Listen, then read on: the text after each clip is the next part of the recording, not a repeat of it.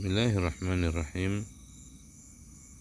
Nahmaduhu wa nusalli wa nusallimu ala rasulihil karim, amma ba'd.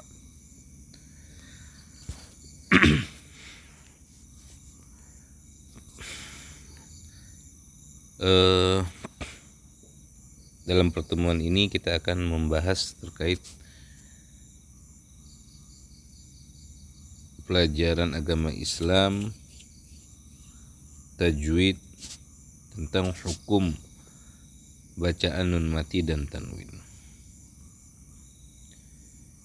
Untuk kelas 9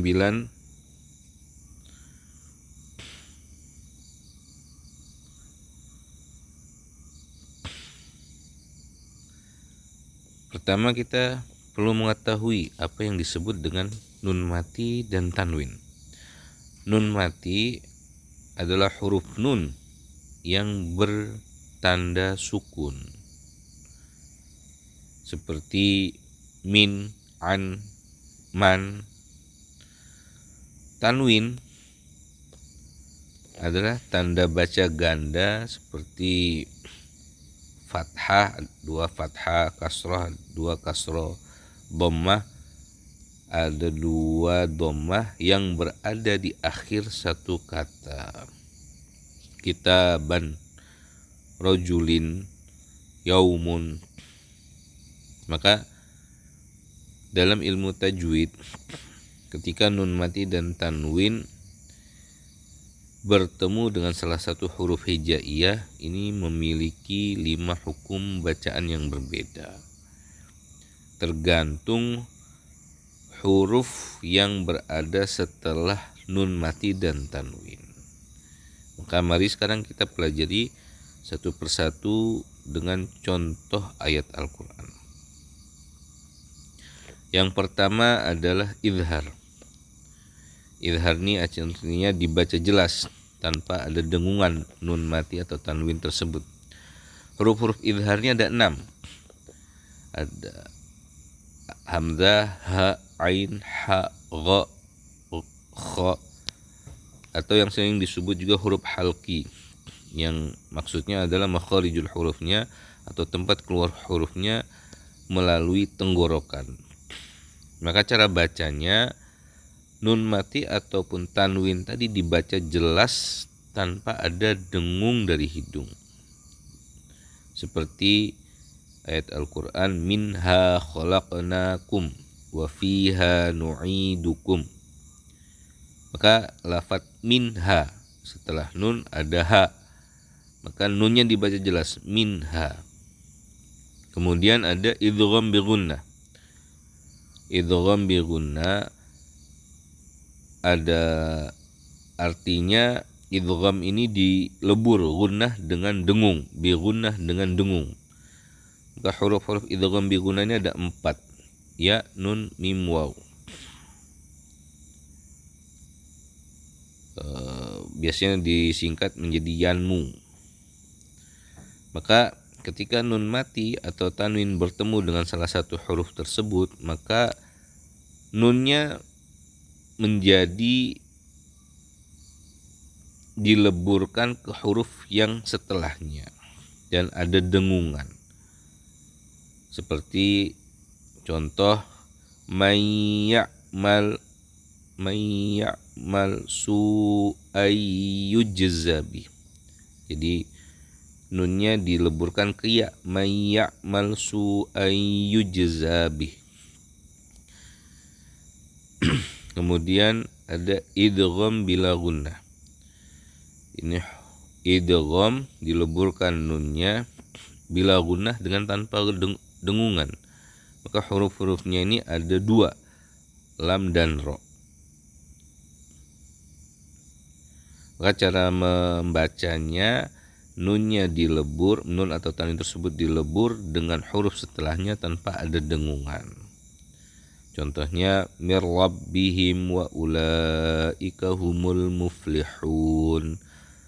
Ini setelah nun mati ada ketemu ro, jadi langsung mirrabbihim, seakan-akan tidak ada nunnya, tapi tanpa ada dengungan, mirrabbihim. Kemudian huruf ikhfa. Ini huruf ikhfa ini ada 15. Ta, sa, jim, dal, zal, za, sin, shin, sad, dha, ta, dha, fa, qaf, kaf. Ini untuk menghafalnya ini intinya selain huruf idhar, idgham bi gunnah, idgham bila gunnah, dan nanti ada terakhir iqlab, itu semuanya huruf ikhfa. Ini huruf ikhfa ini biasanya disebut fahasahu syakhsun sakat. Kalau dalam kitab-kitab tajwid, seperti contohnya in takfuru fa innallaha ghaniyyun ankum. Ketika nun ketemu ta, itu nunnya seperti disamarkan, bacanya ikhfa ini disamarkan. In takfuru, in takfuru, in takfuru fa innallaha ghaniyyun ankum. Kemudian yang kelima ada iqlab. Iqlab ini mengubah yang tadinya nun, ketika bertemu huruf iqlab dirubah menjadi mim. Ini contohnya wa ambatna alaihim syajaratan min yaqtim. Wa ambatna alaihi syajaratan min yaqtin. Wa ambatna, ini ada alif, nun mati, kemudian ketemu ba, jadi dirubah menjadi mim. Wa ambatna, bukan wa anbatna, tapi wa ambatna. Maka rangkumannya 5 hukum bacaan tadi, ketika nun mati atau tanwin ketemu dengan salah satu huruf hijaiyah ada 5 bacaan. Pertama, idhar, dibaca jelas, hurufnya ada 6 yang biasa disebut dengan huruf halqi. Kemudian idgham bi gunnah, ini hurufnya ada 4, yanmu, cara bacanya dilebur dengan dengungan. Kemudian yang ketiga idgham bila gunnah, ini hurufnya ada 2, lam dan ra, bacanya dengan dilebur tanpa ada dengungan. Kemudian ikhfa, bacanya dengan samar, 5 huruf, fahasahu syakhsun sakat, intinya hurufnya selain huruf idhar, idgham bi gunnah, idgham bila gunnah, dan yang terakhir iqlab, merubah nun mati atau tanwin menjadi mim. Maka di antara tips praktis menguasai hukum tajwid ini, kita sering dengarkan nih teman-teman, adik-adik sering dengarkan bacaan qori-qori terkenal untuk melatih pendengaran terhadap hukum-hukum tajwid. Kemudian juga belajar dengan guru, kita bergabung di halaqah, mengaji bersama guru yang kompeten sehingga kita nanti dapat koreksi langsung dari beliau.